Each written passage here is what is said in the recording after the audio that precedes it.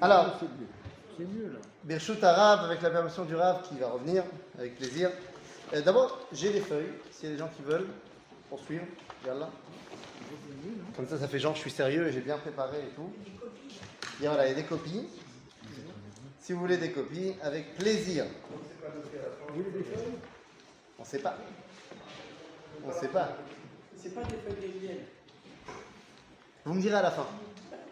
D'accord? Non, c'est en hébreu. C'est en hébreu, mais vous inquiétez pas, on va tout traduire. Patrick, Des fois, il y a des voyelles, des fois, il n'y a pas les voyelles. Quand c'est des versets, il y a les voyelles. Quand c'est pas des versets.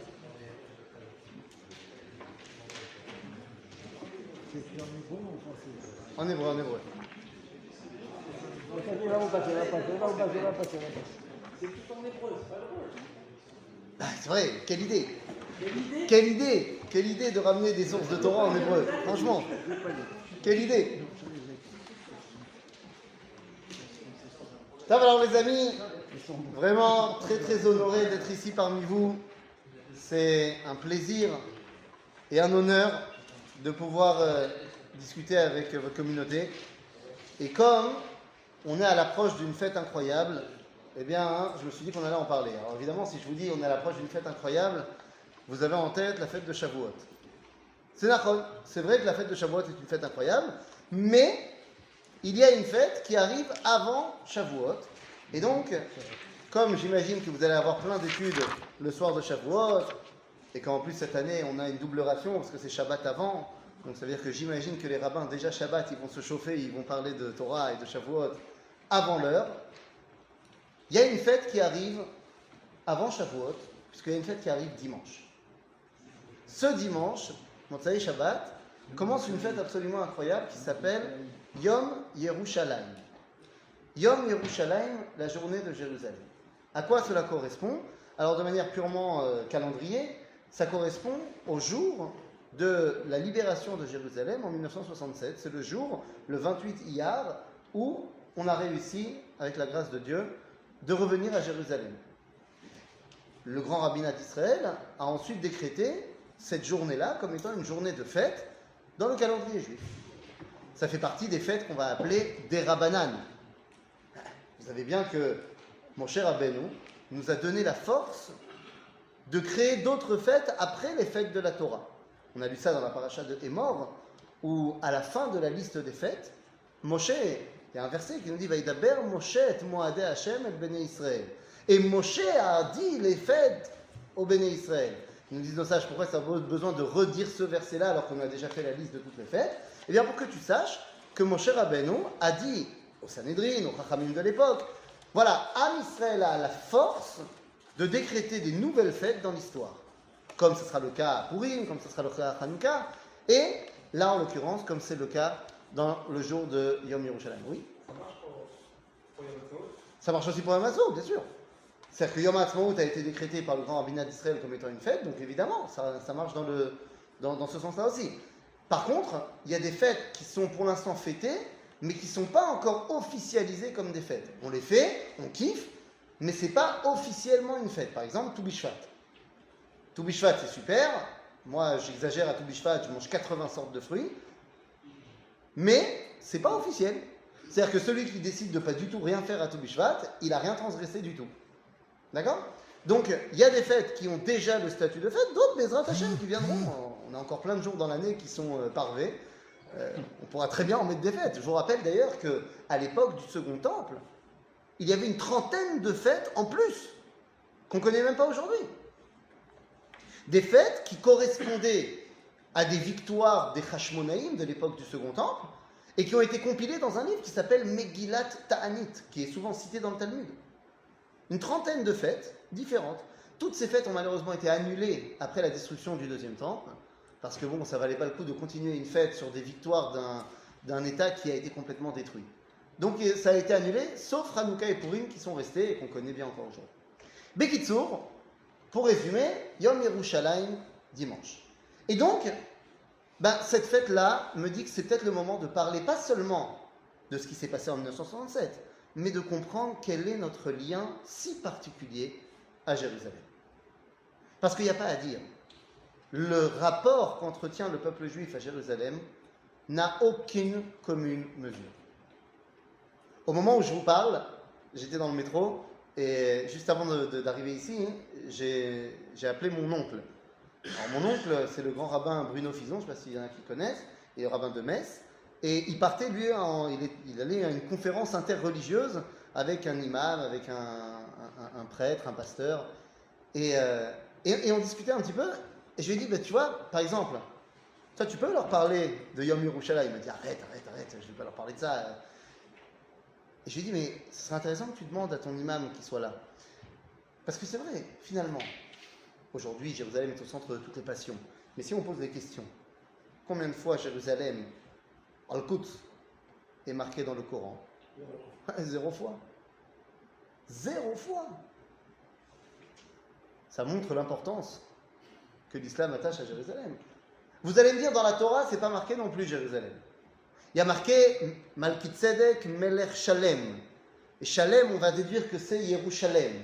Alors certes, dans la Torah, c'est pas marqué, mais dans le Tanakh, c'est-à-dire que Torah Nevi'im Ketuvim, c'est marqué plus de 600 fois. Donc là, c'est clair. Notre lien avec Jérusalem, je n'ai pas besoin de vous l'apprendre, il est évident. D'ailleurs, si un jour vous allez en vacances en Israël, s'il y a des gens qui habitent à Ashdod, qui habitent à Netanya, ils vont faire les vacances à Ashdod, à Netanya. Par contre, il y a une journée Jérusalem.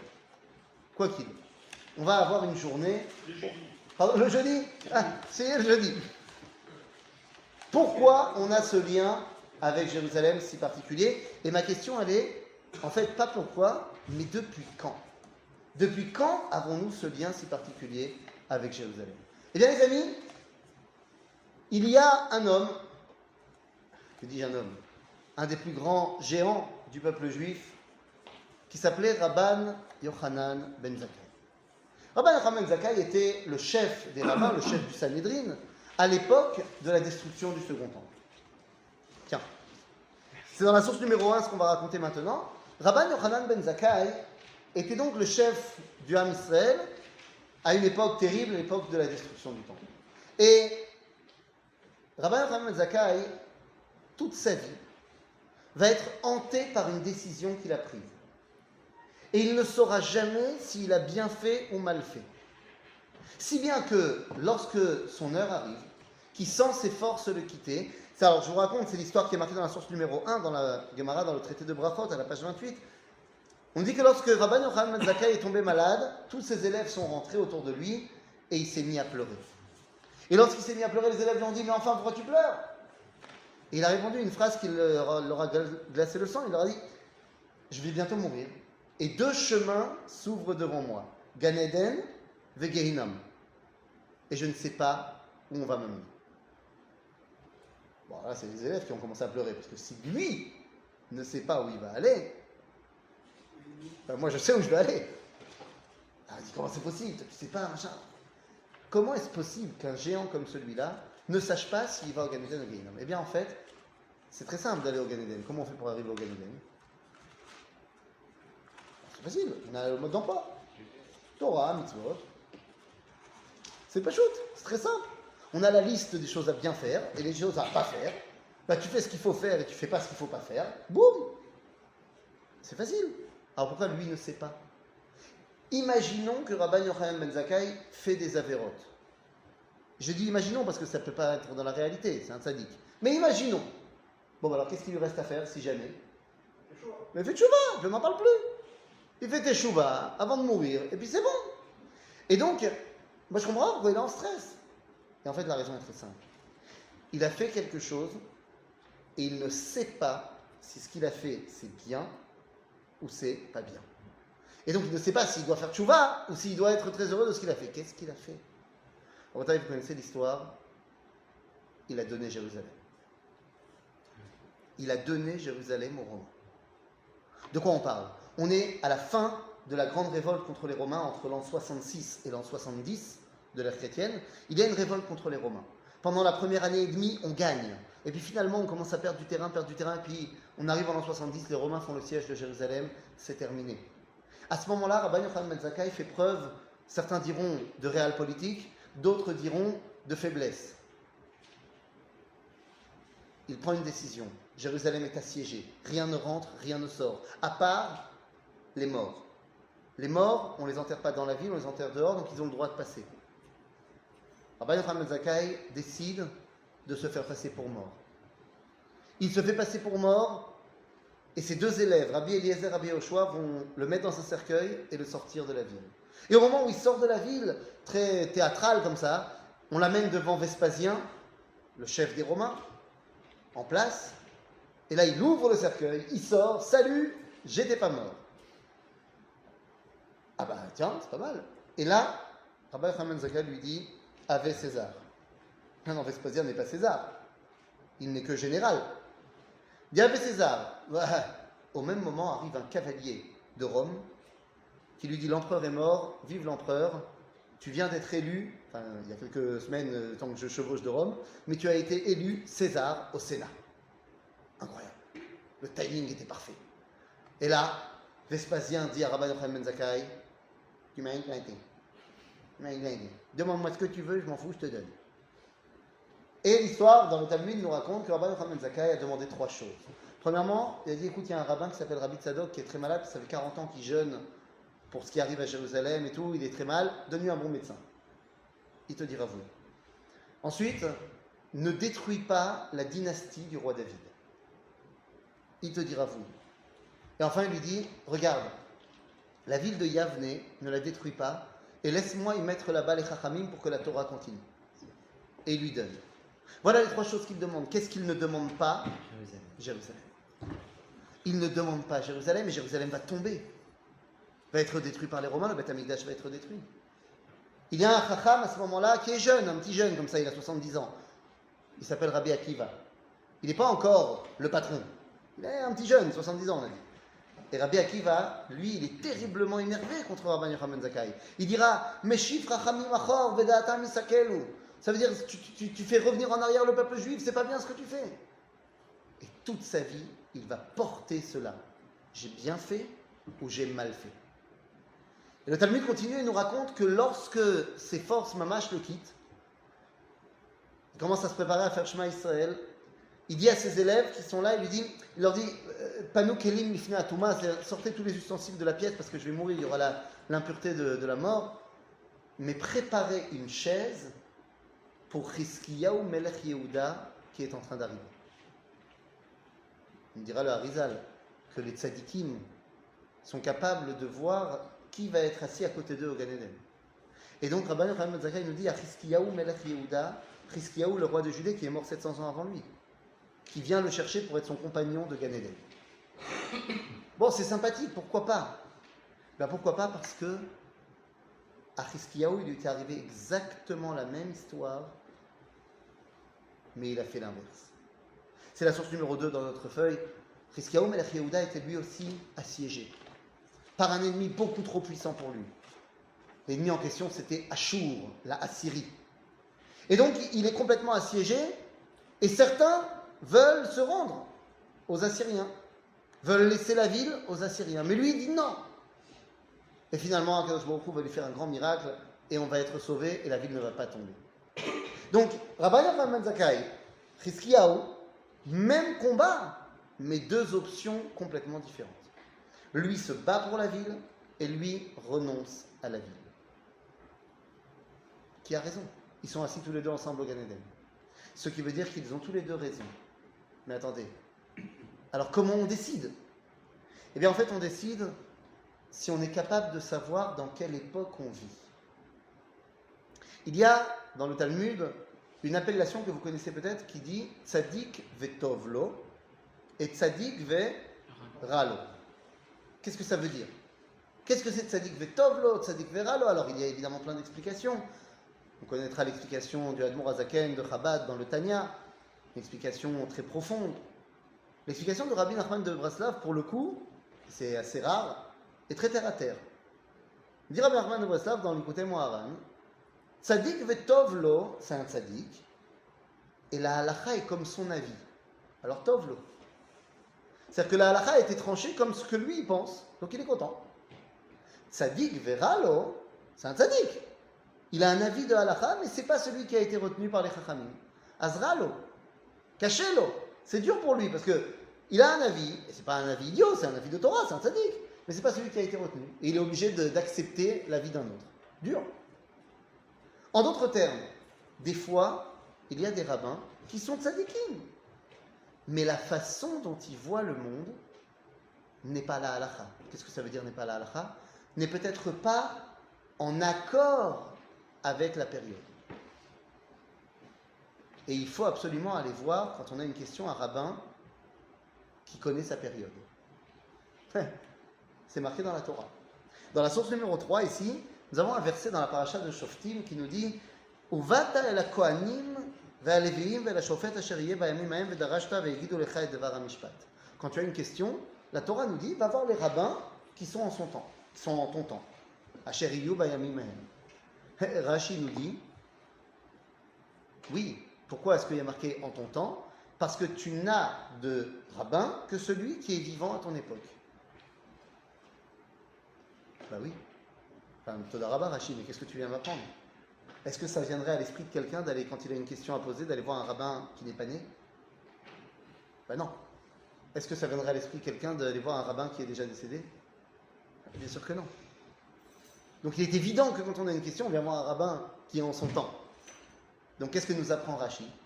Eh bien Rachid nous dit, effectivement, mais parmi les rabbins qui sont vivants, il y en a qui comprennent leur époque et d'autres qui ne comprennent pas leur époque. Et toi, tu dois aller voir un rabbin qui comprend son époque. Pourquoi? Ben parce que si tu es à l'époque de Rabban Yochanan ben Zakkai, il faut que tu comprennes que oui, nous sommes dans une époque à ce moment-là de destruction. Et donc il faut sauver les meubles. Mais si tu es dans l'époque de Chizkiyahu, c'est une époque de construction. Et donc il faut se battre corps et âme. Il faut juste savoir analyser quelle est l'époque. Et c'est très très important. Quand on revient à Rabban Yochanan ben Zakkai, finalement lui il avait compris que les Romains n'allaient pas partir de toute façon. Jérusalem est tombée. Sauf que, une fois que Jérusalem est tombée, eh bien il a fait quelque chose pour cristalliser notre lien avec Jérusalem. Comprenez-moi bien, avant Rabban Yochanan ben Zakkai et après, c'est pas le même judaïsme. Il faut en être conscient. Le judaïsme d'avant, c'est-à-dire le judaïsme du Beth Amikdash, depuis notre entrée en Israël avec Yehoshua jusqu'à la destruction du second temple, c'est un judaïsme qui est tourné à 80% vers le Beth Amikdash. Pratiquement toute la vie juive est tournée vers Jérusalem et le Beth Amikdash. Maintenant, il n'y a plus. Alors, qu'est-ce qu'on fait? Eh bien, Rabban Yochanan ben Zakkai va mettre en place énormément de takanot, de décrets, pour cristalliser notre lien avec Jérusalem. Et vous les connaissez. Par exemple, on va se mettre à citer Jérusalem partout. Pas seulement dans le Tanakh, on a dit plus de 600 fois, mais dans notre vie quotidienne. Dans notre vie. 3 fois par jour, on parle de Jérusalem.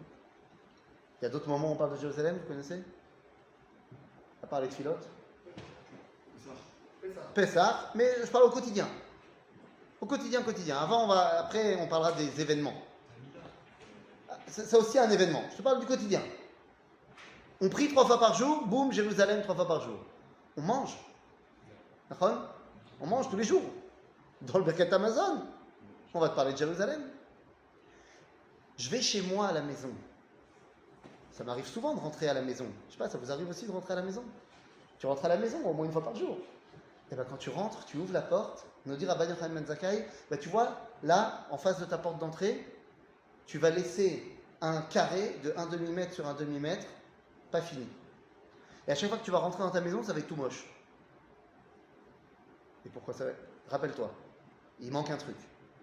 Jérusalem n'est pas construit. Comment tu peux finir ta maison?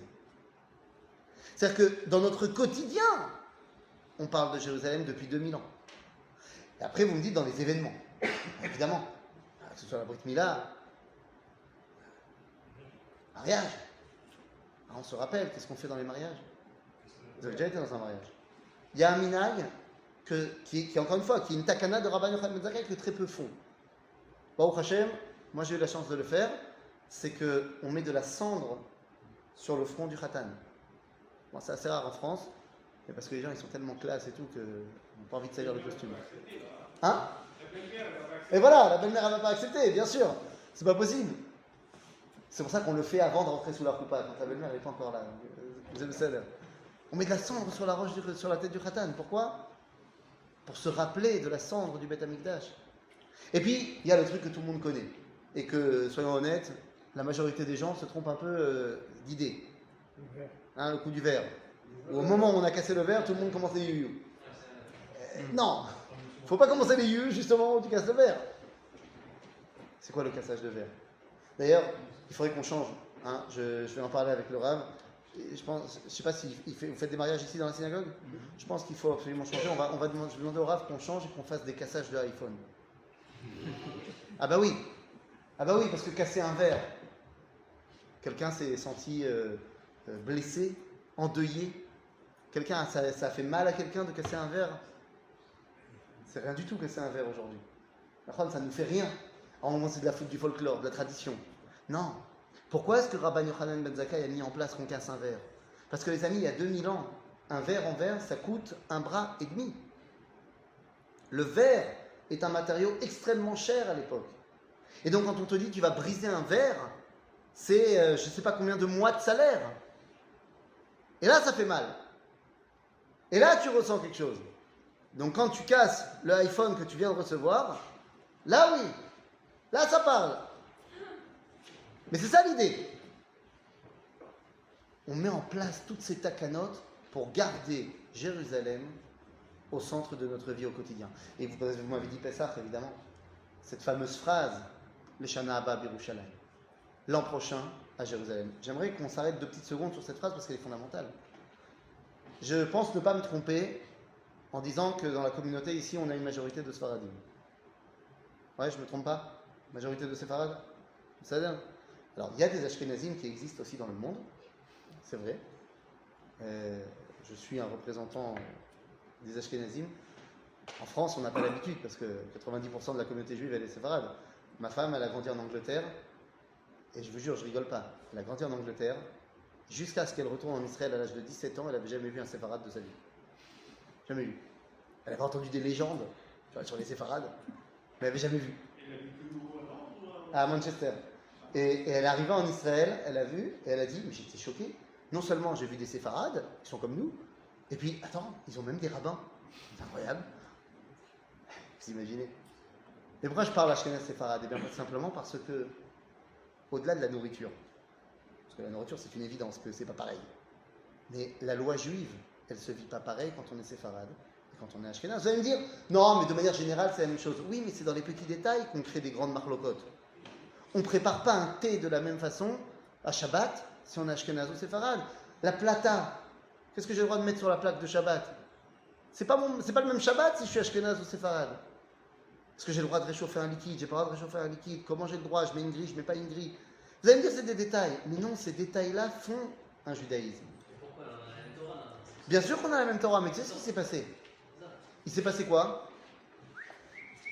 On est parti en exil. On a pu un Sanhedrin, une communauté rabbinique qui tranche pour tout Israël. Et donc, dans chaque région, le rabbin, il a fait au mieux. Et il a compris comme il a compris. Et résultat des courses, on a truc. Là, je te parle d'Ashkenaz séfarade. Mais tu sais, il y a des juifs du Yémen, il y a des juifs... C'est pas la même chose. Va entendre une lecture de Torah d'un juif yéménite. Je ne sais pas si Atayot Seli Dechova, je ne sais pas si tu as compris. C'est une prononciation complètement différente. Des minagim complètement différents. C'est incroyable.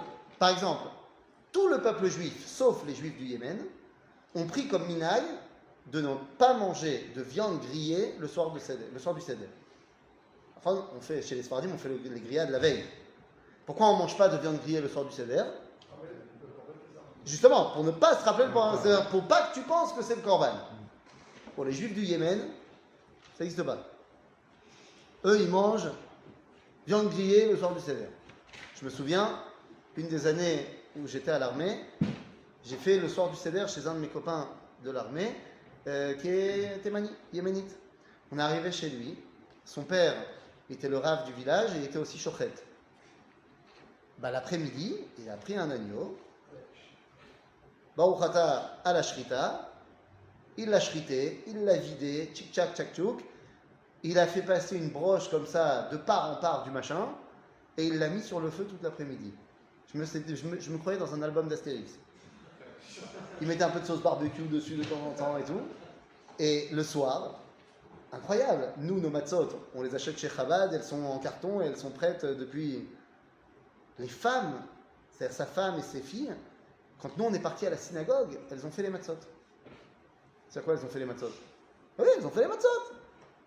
De l'eau, de la farine, moins de 18 minutes, sur le truc, le tamoun. C'était des lafotes, chaudes. Et puis après, à un moment donné, dans le seder, vous savez, on fait korer. Et nous, on fait croire aux gens que c'est bon. La matzah en carton, avec un peu de salade, un peu de maror. Nous. Lui, il a fait korer. Il m'a mis salafa, il m'a mis de la salade. Il m'a pris un peu de charoset. Chez eux, le charoset, il est un peu piquant comme ça. Puis il m'a coupé les shawarma dedans. Et il a roulé. Et après, j'ai lu dans la Haggadah, Zecher le Mikdash Hillel. Ah oui, bah oui, ah oui, là, il a dit, c'est ça. Bon, évidemment, nous, on ne fait pas ça.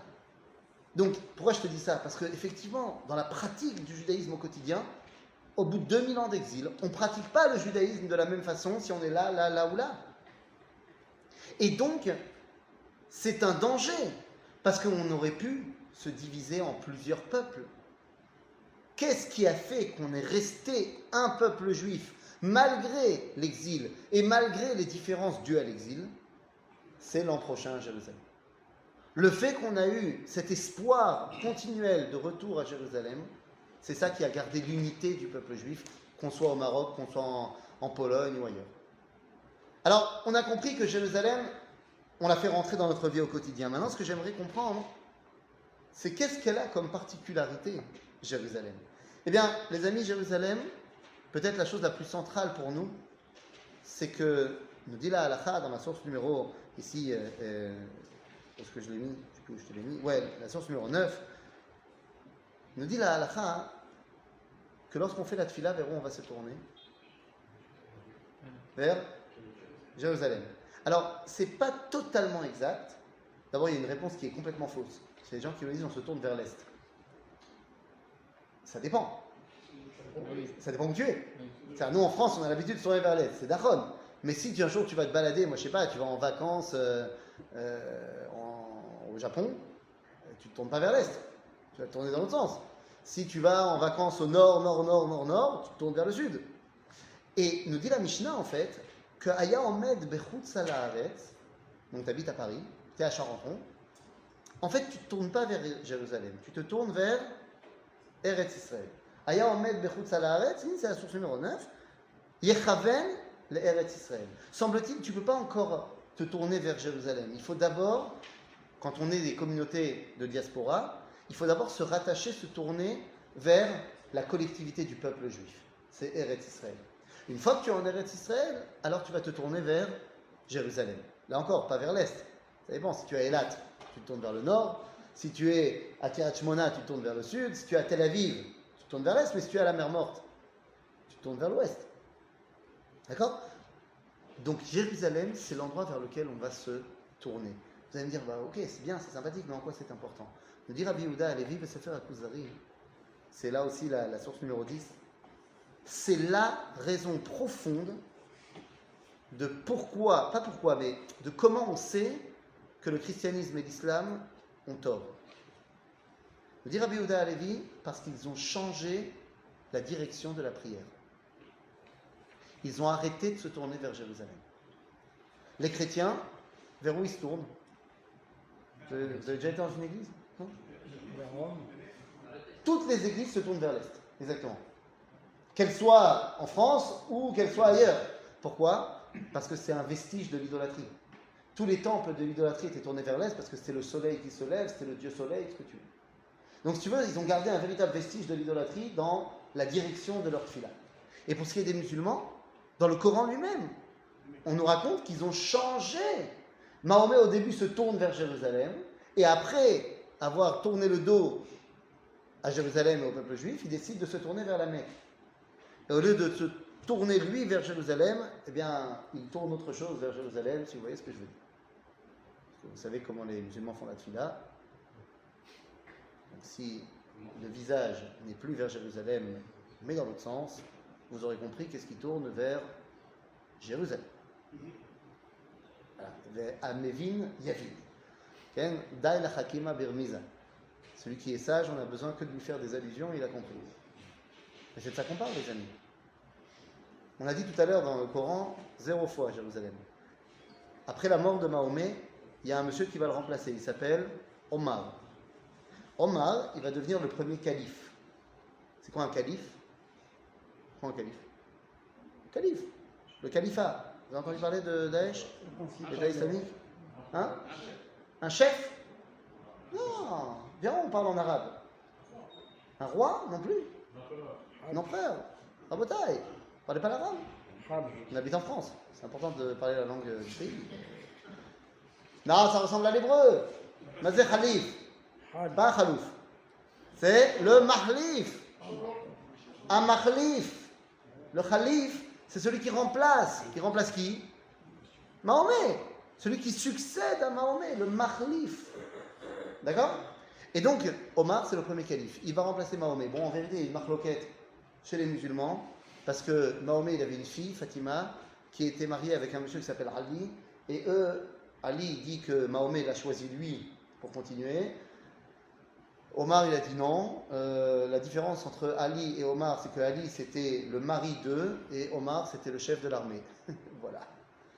Et donc, la halakha a été tranchée, kipchuto, par Omar. Hein, c'est étonnant. Il a tranché dans le vif, il a tué Fatima, il a tué Ali, et il a pris le pouvoir. Et c'est ce qui a créé le schisme entre ce qu'on appelle les sunnites et les chiites. C'est-à-dire, quoi qu'il en soit, Omar, il va conquérir plein de choses. Et il va arriver en Israël. Et il va faire la conquête de la terre d'Israël. Et comme tout grand conquérant, il tient un journal de conquête. Intéressant, lorsqu'il arrive à Hebron, c'est leur enterré Abraham, Isaac et Jacob, pour eux c'est important, Ibrahim. Un chapitre entier sur la conquête de Hebron et combien il est terriblement ému. Quand il arrive à Jérusalem, il fait la conquête de Jérusalem aussi. Combien il écrit? Walou. Pas une ligne sur la conquête de Jérusalem. Ça ne l'intéresse pas. Alors il va construire une mosquée là-bas, parce que c'est la loi musulmane, donc il n'y a pas de mosquée, on fait une mosquée, mais comment il l'appelle? Alors la mosquée d'Omar, vous faites référence au dôme doré. Alors voilà, ça c'est une erreur qu'on nous a vendue. C'est pas une mosquée. Le dôme doré qui est là-bas, c'est pas une mosquée. Une ex-synagogue. Non, alors oui, c'était le Beth Amikdash, mais c'est pour eux un endroit où il y a une pierre, et pour eux, ils disent que c'est là que Mahomet est monté au ciel. On va voir que c'est pas vrai, c'est même pas ça qu'ils disent en vrai, mais c'est là qu'il est monté au ciel, mais il ne prie pas là-bas. C'est un lieu de recueillement, c'est pas la mosquée. D'accord? Voilà. Où est la mosquée? La mosquée c'est Al-Aqsa, c'est le dôme argenté. Maintenant, je ne sais pas si vous avez déjà été, vous avez vu des photos, mais sur le dôme doré, tout autour, il y a des inscriptions. Ce sont des sourates du Coran. Moi je me dis, bah alors très bien, ils vont me parler de Mahomet qui est venu. Ben non, parce que vous vous rappelez, Jérusalem n'est pas mentionné dans le Coran. Donc de quoi on parle là-bas? De la Akedat Yitzhak. La Akedat Yitzhak. C'est Abraham, on parle que d'Abraham là-bas. Bon, quoi qu'il en soit, la mosquée elle s'appelle Al-Aqsa. Ça veut dire quoi Al-Aqsa? Encore une fois, l'arabe, l'ulpan, important. Al-Aqsa ça veut dire l'éloigné, la loin. Bakatse. Ok? Aketz.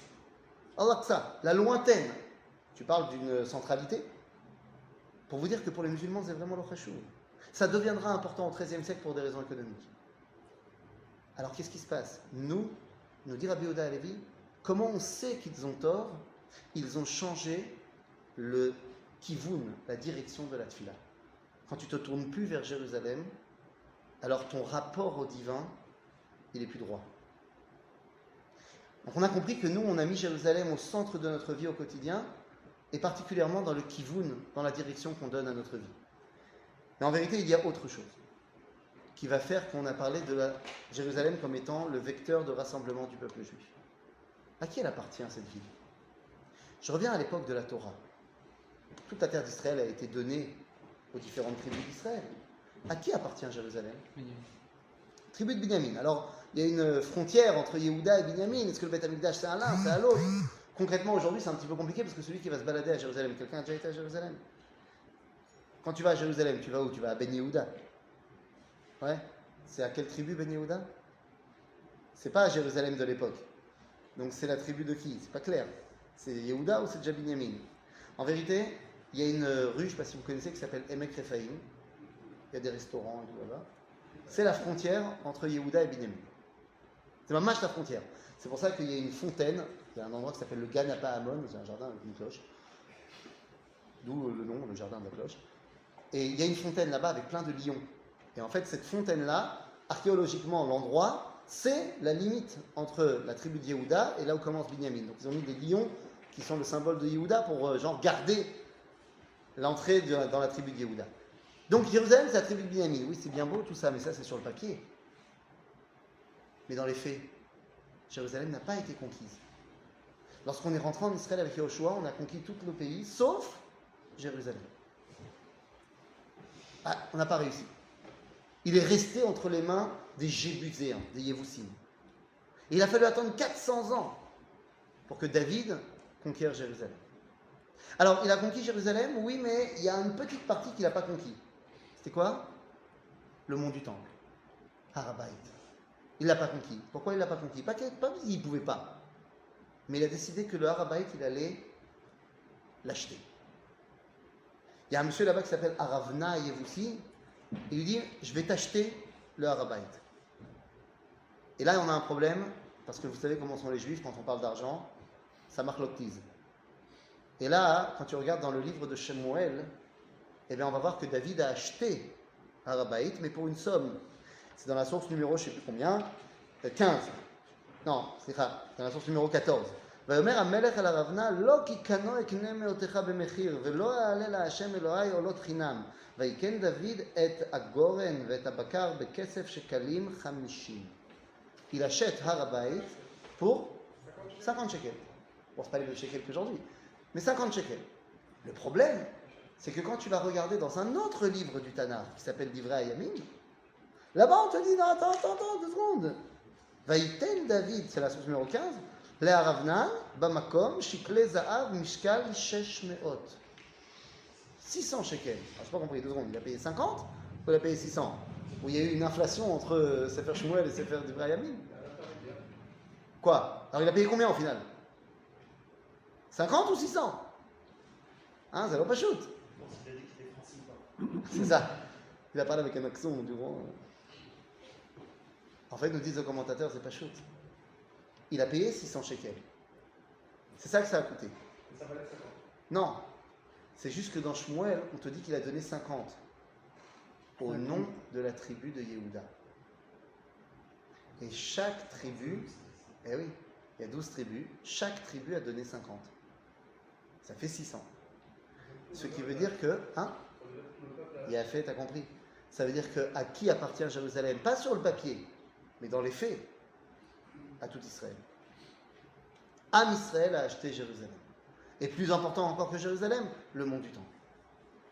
Il y a une véritable dimension d'unité quand on parle de Jérusalem. D'ailleurs, c'est pas moi, hein, vous savez bien que c'est marqué dans le Tehillim. Comment est-ce que ça s'appelle Jérusalem dans le Tehillim? Vous connaissez? Yerushalayim.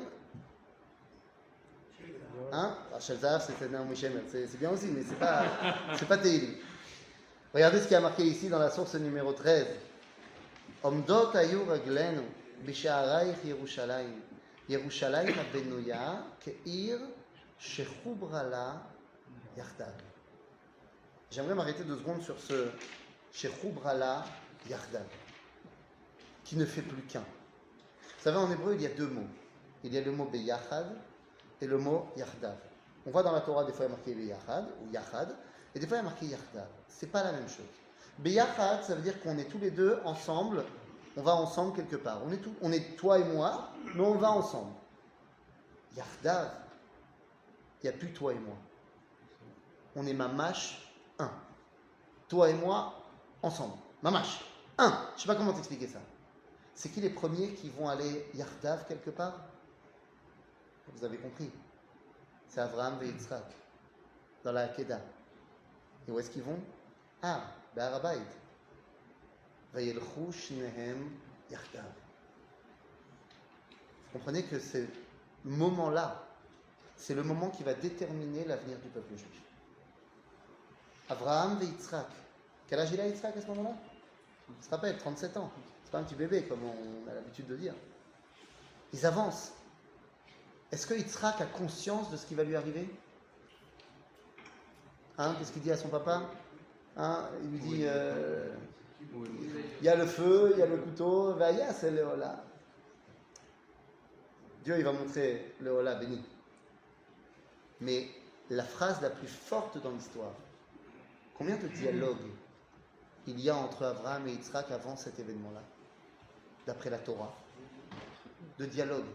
Combien de fois Abraham a parlé à son fils? Il a 37 ans. Zéro. Il n'y a pas un dialogue entre Abraham et Yitzhak. Et pas un dialogue entre Yitzhak et Abraham. Comme si l'un ne reconnaissait pas l'autre comme son fils et l'autre comme son père. L'un est Midata Chesed, l'autre est Midata Din.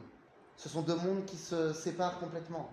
Aval, tout d'un coup, ils se retrouvent vers Jérusalem. Le Midrash nous dit ça de manière extrêmement belle, que lorsqu'ils sont arrivés devant la montagne, Vayar et Amakom Merachok, au bout de 3 jours de marche, il n'était pas tout seul, Abraham et Israël, il n'était pas tout seul, il y avait encore 2 personnes, Eliezer, Ishmaël. Pourquoi il les a pris?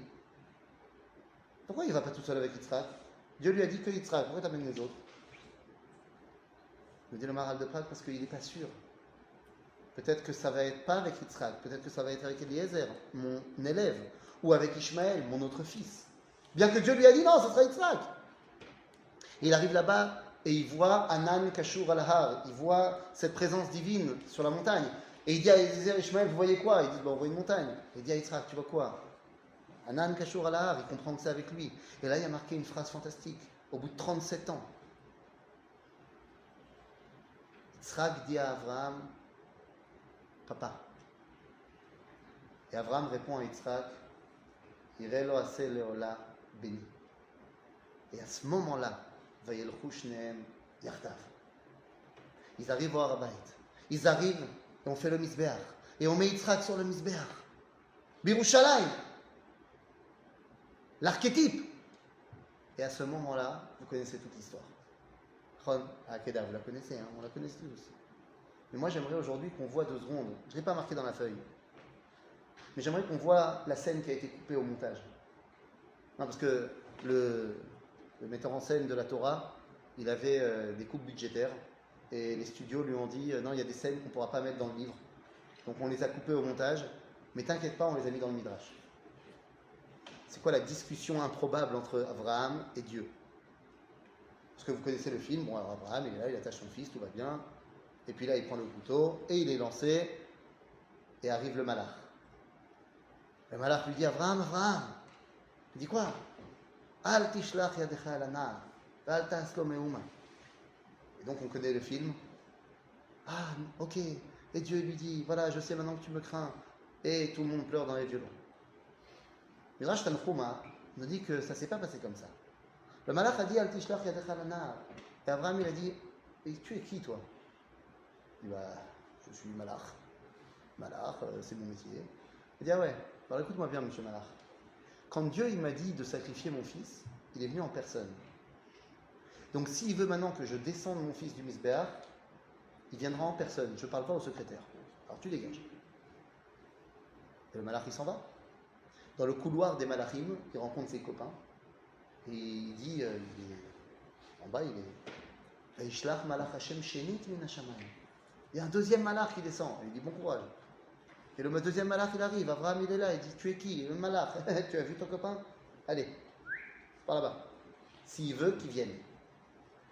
Et donc le malach il vient voir Akadosh Baruch Hu. Il dit il veut toi? Alors Akadosh Baruch Hu il dit Tov, je viens. Il dit qu'est-ce que tu veux? Abraham répond à Dieu. Il dit écoute-moi bien. Je te jure, je ne bouge pas d'ici tant que je n'ai pas dit ce que j'ai à dire. Dieu lui dit d'abord, parle. Abraham lui dit, dis-moi, n'est-ce pas que tu m'as dit que j'aurais un fils? Il te dira oui. Et n'est-ce pas que tu m'as dit que de ce fils, ce serait Yitzhak et j'aurais une grande descendance? Il te dira oui. Alors n'est-ce pas que quand tu m'as dit de sacrifier Yitzhak, j'avais toutes les raisons du monde d'argumenter avec toi et de dire, mais enfin Dieu, tu m'avais dit que... Dieu dit, c'est vrai.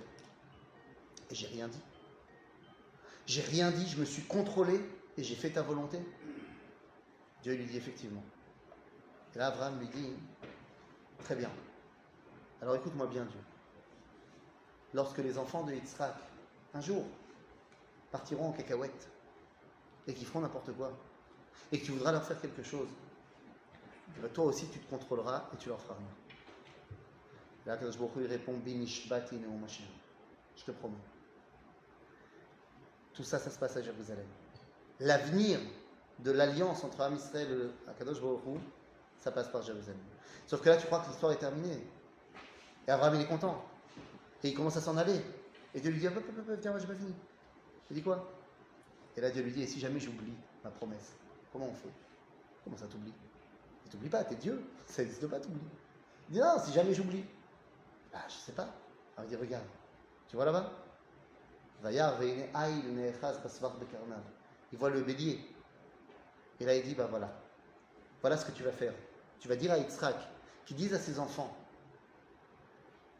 qu'une fois par an, le jour où je juge le monde, tu vas prendre la corne de ce bélier et vous allez sonner pour me rappeler ma promesse. Et Bono Shel Olam, nous on a toujours cru que la sonnerie du chauffard, et moi aussi dans ma communauté, je le dis à Jérusalem, on sonne le chauffard pour nous réveiller, faire tchouva, j'imagine que le Rav le dit ici chaque année. C'est important, il faut. Mais en vérité, le chauffard qui vient nous réveiller, nous, c'est le chauffard du mois de Elul. Ouh, yeshenim mitar de matrem. Mais le chauffard de Rosh Hashanah, nous dit le Midrash Tanchuma, c'est kivyachol, pas pour nous réveiller, mais pour lui rappeler sa promesse qu'il a faite à Abraham. Et effectivement, cette promesse, il s'en rappelle, et il va utiliser la corne du bélier, Dieu, quand? B'Ma'amad Har Sinai. B'Ma'amad Har Sinai, qu'est-ce qu'on nous dit? Kol shofar oler vechazek meod. Et c'est shofar. Il dit le Midrash, le shofar du bélier d'Abraham. La corne gauche, ça va jusque là le détail du Midrash, la corne gauche du bélier d'Abraham. Top, tout va bien. Mais alors attends, et la corne droite alors, on en fait quoi? Eh bien les amis, on a dit Yerushalayim, c'est ce qui nous réunit. Yerushalayim, c'est ce qui nous permet de nous dépasser. Yerushalayim, c'est ce qui nous permet de faire le lien entre le ciel et la terre. De quoi je parle? Je ne sais pas si vous avez été à l'Ulpan. Comment on dit en hébreu un enfant? Yeled, fameux. Pluriel? Yadim. Oh là là, joli. Donc ça veut dire quoi? Ça veut dire qu'on sait comment on fait le pluriel en hébreu. On rajoute im. Sauf qu'il y a un pluriel particulier. Quand ce n'est pas un pluriel, mais quand c'est un double. Là, on ne dit pas im, on dit aïm. Par exemple, j'ai deux yeux, donc je dis pas einim, einaim. J'ai deux mains, je ne dis pas yadim, yadaim, raglaim, oznaim, Yerushalayim. Ah donc il y a deux Jérusalem. Il y a deux Jérusalem. Nous dit la Gemara dans le traité de Ta'anit, dans la source numéro 19 ici. Nous dit la Gemara dans le traité de Ta'anit, vous la connaissez, qu'Akadosh Baruch Hu a passé un pacte avec le monde qu'il a créé. Et il a dit, je te promets, je ne rentrerai pas dans la Jérusalem d'en haut tant qu'Israël ne rentreront pas dans la Jérusalem d'en bas. Lo avo l'Yerushalayim shel mala, ad she'avo l'Yerushalayim shel mala. Voilà, 2 secondes. Donc Jérusalem, il y en a deux. Il y en a une en haut, une en bas. Mais c'est quoi? C'est quoi la Jérusalem d'en bas? La Jérusalem d'en bas, c'est très simple. C'est la Jérusalem que vous connaissez. C'est Ben Yehuda, la Rakevet, Takala, je sais pas moi, le Kotel, la Mamila, enfin, là où tu kiffes aller. Tout ça, c'est la Jérusalem d'en bas. Mazé Yerushalayim shel mala. Mazé. Benouya. Hein? Benouya. Mazé. Benouya, ça veut dire quoi? C'est quoi concrètement? Quoi? Les travaux qu'il y a à Jérusalem? Non, comme avant. Alors quoi? Les mêmes délimitations qu'avant. Je pas compris. Les mêmes délimitations qu'avant. Donc ça, c'est la Jérusalem d'en haut? Je suppose. Tu dis c'est les mêmes délimitations qu'avant, qu'à l'époque? On va reconstruire. Chas v'shalom. Aujourd'hui, on a dépassé de loin la Jérusalem d'avant. Nous, on parle toujours de la Jérusalem de l'époque du Beth Amikdash. C'est ridique, hein? La Jérusalem de l'époque du Beth Amikdash, c'est peanuts. Aujourd'hui, Jérusalem, elle n'a jamais été aussi grande qu'aujourd'hui. Jamais aussi belle qu'aujourd'hui. Jamais aussi extraordinaire qu'aujourd'hui. Je dis ça, il n'y a jamais eu autant de Torah à Jérusalem qu'aujourd'hui. Jamais. Non, je ne peux pas revenir à ce qu'il y avait avant. Attends, Jérusalem aujourd'hui, c'est plus grand que Paris. Paris intramuros. Quand même. Attends, Jérusalem, tu sais comment c'est? C'est comment c'est grand? Ça va de Gilo à Roma. C'est énorme, Ramoth. C'est super grand, Jérusalem. Bon, après, tu te demandes, c'est quoi qui est vraiment Jérusalem? L'indicatif 02, on lit la Megillah le 14, le 15, machin. Les amis, Yerushalayim, c'est extraordinaire. Mais tout ça, c'est Jérusalem d'en bas. Mazé Yerushalayim Shel Mal. Est-ce qu'on a des Tunisiens dans la salle? On a des Tunisiens? Hein? C'est bon. Donc, la Torah est une, tout va bien, ça d'air. Vous êtes tous persuadés que Béhémet, la Torah est une. C'est évident. Donc, si je vous dis par exemple que c'est marqué dans la Torah que Adam Arishon était Ashkenaz, ça ne marchera pas. Pourtant, c'est marqué. Non, c'est vrai. Bah oui. Il y a marqué Vayikra Hashem Elokim El Adam, Veyomer Lo Hayeke. Non, C'était super jusqu'à maintenant. il est tunisien ou il n'est pas tunisien? Eh bien, les amis, Jérusalem d'en haut, cette question a été posée au plus grand Tunisien de l'histoire, mais ça, c'est un avis très personnel. J'ai un avis personnel, pour moi, c'est qui le plus grand rabbin tunisien de tous les temps? C'est un grand rabbin, mais j'ai une préférence pour quelqu'un d'autre. À savoir le Rav Meir Yehuda Getz. Le Rav Meir Yehuda Getz, c'était non seulement le Rav du Kotel, mais c'était aussi le Rosh Yeshiva de la Yeshiva des Kabbalistes à Jérusalem. Vous pouvez marquer sur internet le Rav Meir Yehuda Getz, vous allez voir que c'est une photo qui est extrêmement puissante. Il était habillé tout le temps en blanc. Et il avait un Streimel blanc. Oui, un Tunisien avec un Streimel. Ne me pose pas la question. Tu ne peux pas savoir.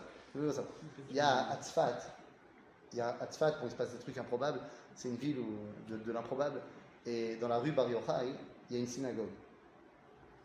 Rien que l'inscription de la synagogue, c'est pas. Cherche pas. Il y a marqué là-bas Chassidut. Ah, tu vois, ça c'est le Rav Getz. Ça c'est la photo du Rav Getz. Du Rav Meir Yehuda Getz. Vraiment très très très impressionnant. Maintenant, je te dis, il y a une synagogue à Tzfat comme ça. Il y a marqué sur la pancarte d'entrée de la synagogue Beit HaKnesset veBeit Midrash, comme ça avec les lettres en yiddish, de Chassidut Vizhnitz, Tunis. Benessiut, Arabe. Qu'est-ce qui s'est passé? Je ne sais pas. Il y a des choses qu'on ne peut pas comprendre. Il y a des choses qui nous dépassent. On a demandé au Rav Getz, Mazé Yerushalayim Shel Mal. Rosh Yeshivat HaMekubalim, c'est pas un petit joueur. Il a dit, Al-Pi HaZohar, Yerushalayim Shel Mala, c'est un sac avec des neshamot. Mais pas stam des neshamot qui sont les neshamot de la prophétie. Que Dieu a arrêté de donner depuis la destruction du premier temple. Et donc il fait une promesse. Il dit, tant que Israël ne reviendra pas dans la Jérusalem d'en bas, moi je ne rentrerai pas dans la Jérusalem d'en haut. Je ne redonnerai pas ces neshamot-là. Donc quand est-ce qu'on est revenu dans la Jérusalem d'en bas? Eh bien en 1967, Baruch Hashem, on est revenu dans la Jérusalem d'en bas. On a conquis la Jérusalem d'en bas, de la main des Jordaniens. Et donc, à partir de ce moment-là, Akadosh Baruch Hu a recommencé à donner des neshamot extraordinaires. Est-ce que tout le monde en a reçu? J'ai envie de penser que oui. D'ailleurs, je sais que c'est quelque part vrai. Pourquoi? Parce que les amis, alors, je ne rentre pas dans le détail, mais on se rend compte, mamash, qu'aujourd'hui, plus on a des jeunes, et plus les enfants naissent maintenant, et plus ils grandissent, ils comprennent des choses dans la Torah à des âges qu'il y a 100 ans, c'était seulement les plus grands rabbinim qui comprenaient. Béhémet, c'est absolument incroyable. Moi, je vois mes enfants. Alors, tu vas me dire, c'est parce qu'ils habitent à Jérusalem. L'air de Jérusalem rend sage. Mais c'est incroyable. Aujourd'hui, à Israël, il comprend des choses pour tout le monde. C'est-à-dire, le public comprend des choses qu'à l'époque, seulement les plus grands rabbinim comprenaient. Il semblerait qu'on a des neshamot extraordinaires. Et plus nos enfants naissent proches du Mashiach, et plus ils comprennent des choses incroyables. Mamash. C'est ce qui est marqué dans le livre de Yoël. Le Navi Yoël, dans le prophète Yoël, au chapitre 2, il y a marqué là-bas que Vaya bayomahu ishpoch et ruchi al kol basar. Il viendra un temps où Dieu il ramènera la prophétie et il va la donner à tout le monde. Ouais, mais attention, tout le monde n'aura pas le même niveau de prophétie.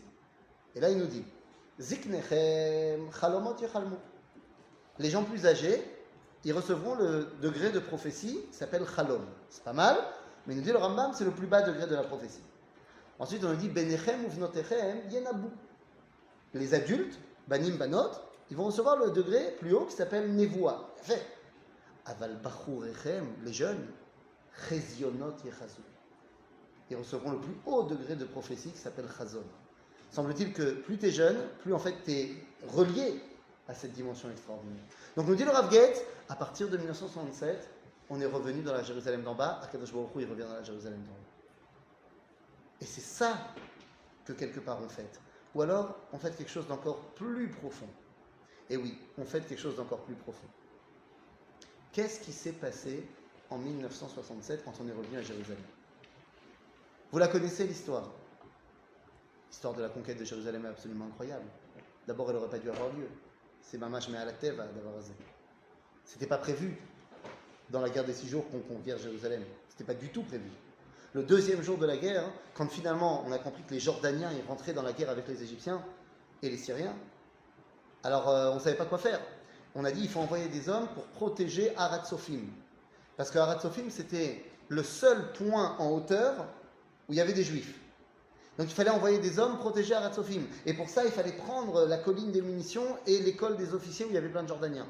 Et une fois que le combat de Givat Atach-Moshet a eu lieu, qui est un combat extraordinaire, au petit matin, on est en juin, au petit matin, les soldats d'Israël arrivent au Mont des Oliviers, dans ce qui est l'hôtel aujourd'hui des 7 arches, mais qui s'appelait à l'époque Intercontinental. Ils arrivent à l'hôtel. Il est 6h du mat. Le soleil se lève. Alors, vous savez, le soleil se lève à l'est. Maintenant, on a 2 hommes. Un qui s'appelle Motagour, qui est le chef des parachutistes, l'autre qui s'appelle Moshe Dayan, avec son bandeau. Et qu'est-ce qu'on fait? Le soleil se lève, ils regardent, depuis le Mont des Oliviers, ils regardent le Har-Habayit. Et le soleil se lève dans leur dos et commence à éclairer tout le Har-Habayit. Ils disent, c'est trop bête. On est là. Et on attend l'ordre. Est-ce qu'on y va? Est-ce qu'on n'y va pas? Et finalement, l'ordre est donné à 6h17. On y va. Et on y va. Et on va conquérir la vieille ville. Et on va conquérir Jérusalem. C'est absolument incroyable. Les gens ne se rendent pas compte, sur place, ce qui est en train de se passer.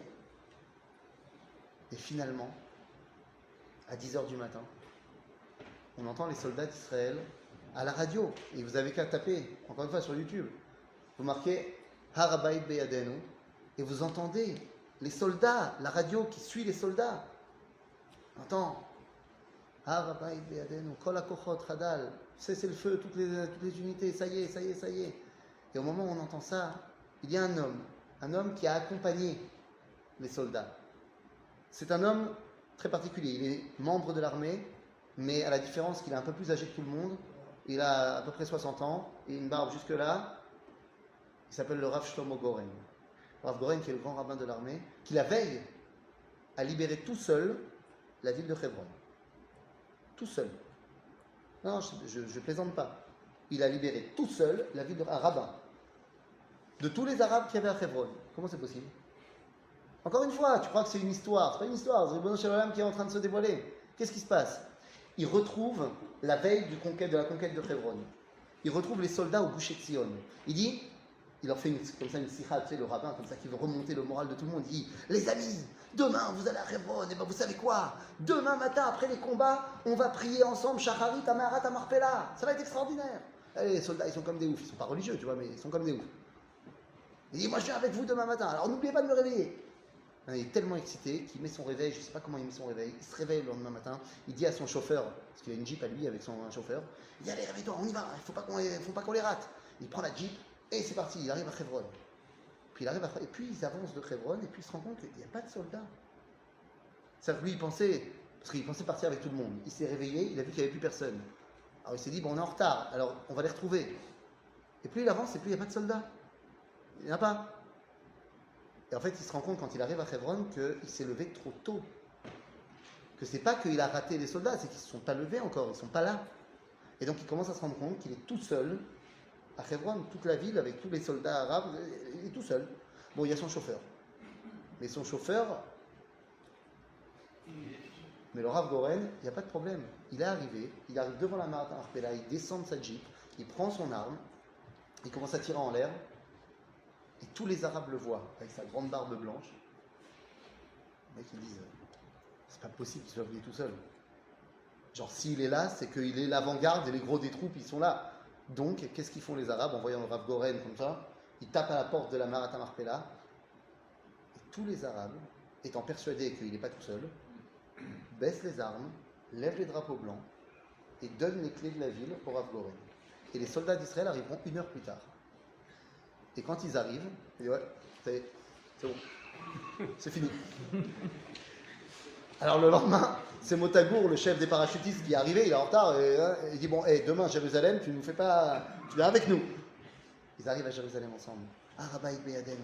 Et à ce moment-là, on entend, vous avez qu'à marquer sur YouTube, on entend le Rav Goren qui dit Baruch ata Hashem Elokeinu melech haolam menachem Tzion ubonei Yerushalayim. Et à ce moment-là, il sort de sa poche chauffard. Vous vous rappelez de la corne droite du bélier d'Abraham?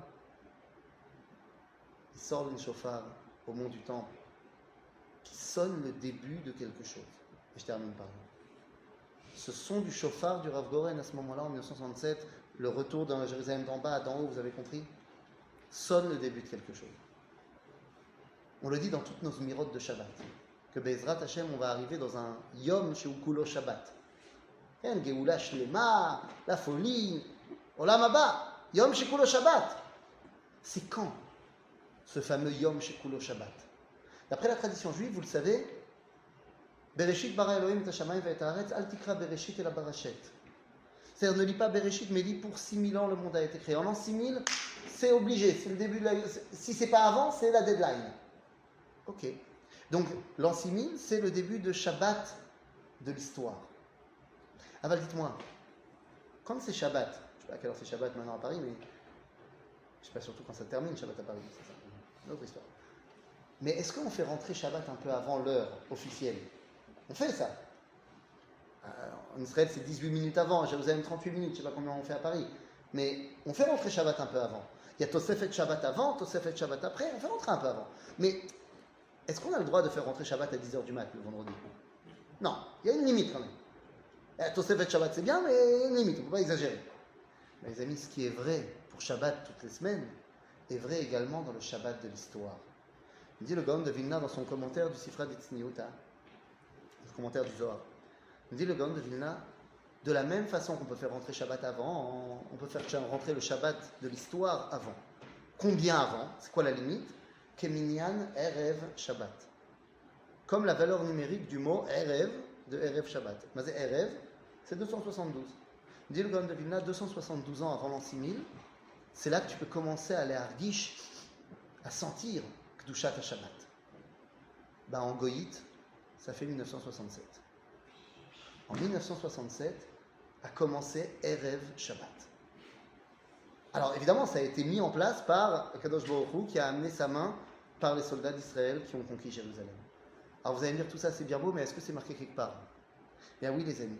Et c'est vraiment par là que je m'arrête dans la feuille. C'est les dernières sources. Vous savez, dans le Tanakh, il y a plein de prophéties.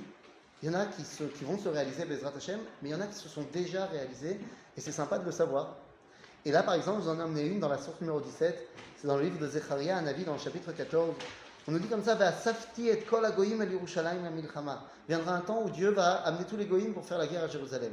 Bon, pas shoot que tous les goyim, ça ne veut pas dire forcément toute l'ONU, mais plein de goyim.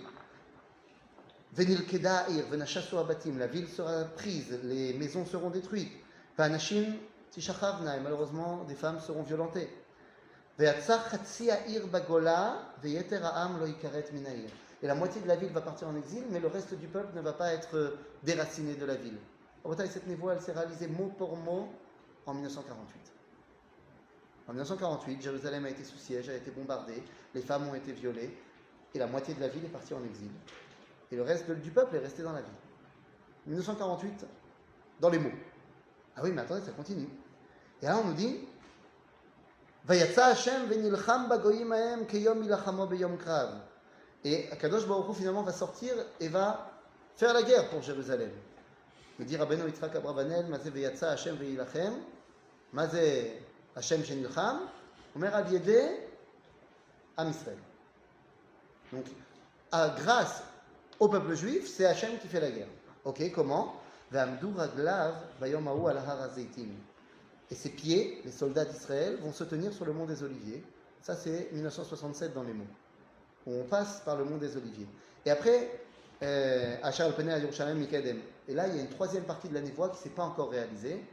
Be'ezrat Hashem. C'est quoi la troisième partie? Venifka har hazetim michetzion mizracha vayama ge gedola meod umash chetzi ahar tzafona vechetzi negba. Que le mont des Oliviers va s'ouvrir en deux. Bon, la prochaine fois que vous vous baladez sur le mont des Oliviers, si vous voyez que ça bouge, alors s'il n'y a pas marqué où ça va s'ouvrir, mais pas de problème, nos amis chrétiens nous ont fait une tova, ils ont créé du haut en bas de la montagne, sur la même ligne, 3 églises.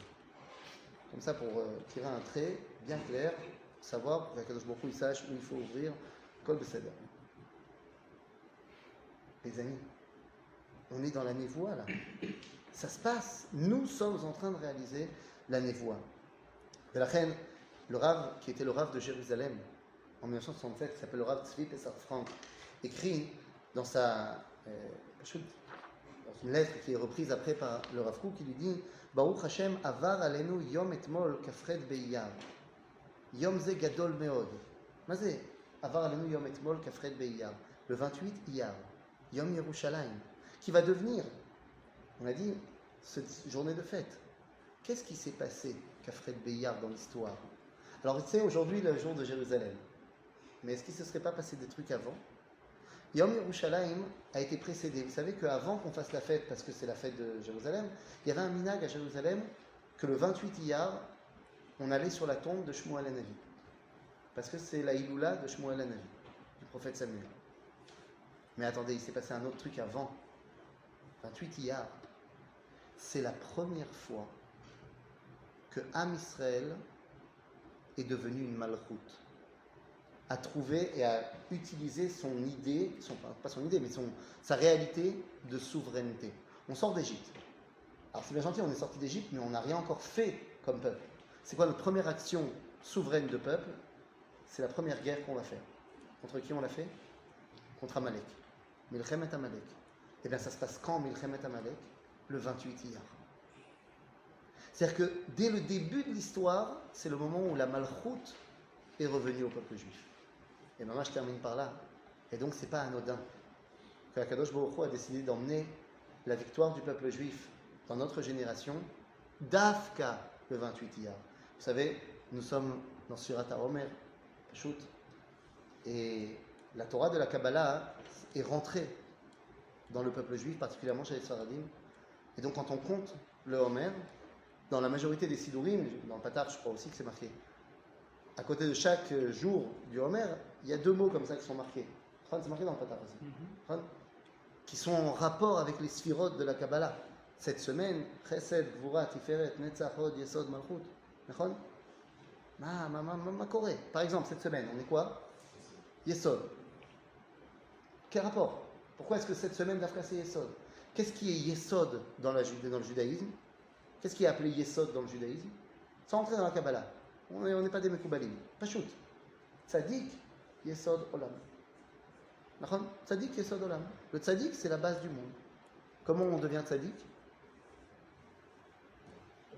Torah, comme ça. Hein? Il y a un bouquin qui a été mis en place de A à Z pour que tu deviennes tzadik.